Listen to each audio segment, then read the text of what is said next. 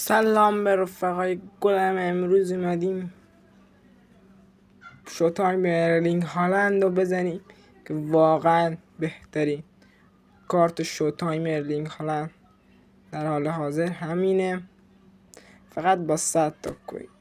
میخوام بریم یه شانس حداقل از این بزنیم چی میده به ما. واقعا ارلینگ هالند آمار نسبتا خیلی خوبی داره.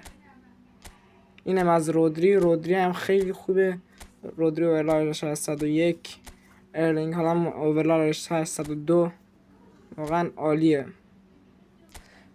این ارلینگ هالند رو بخرین سود کردین، چون اوورلارش 102، اوورلار رودری و ارلینگ هالند 102 هستش. واقعا سود اگه بتونید این یکی از این دوتا رو در بیاری، واقعا سوده.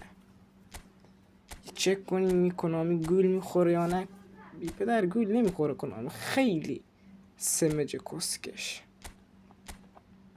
حالا ما 100 تا اینو میزنیم، حالا چی به ما میده؟ حالا یه جهت کنیم، اینجوری کنیم اینجوری کنیم، اینا کسچره رو کامل چک کنیم، اینا هم چک کنیم، یه بار دیگه چکش کنیم. خب داش بریم. دلم نمیاد بزن، این دلم هیچی نمیده ولی ارزششو داره. یکی از اینا رو بگیرم، ستار یکی از این ستار رو بده، حتی آخر سومیه رو نده که به دردم نمیخوره.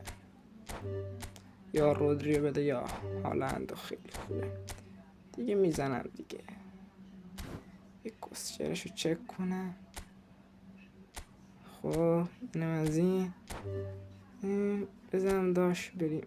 چی میده بده؟ کنامی ای خدا که نمیدونیم چی داد، ولی کسو شعر نگران نباشی. کسش یاد فکر رودری رو داد. لامصب به من میگیم بزنید، واقعا ارزششو داره، خیلی خوب و عالیه. حداقل یکی از اینا رو در بیارین، واقعا آمار نسبتا خوبی داره. اوه چهارمی، واو،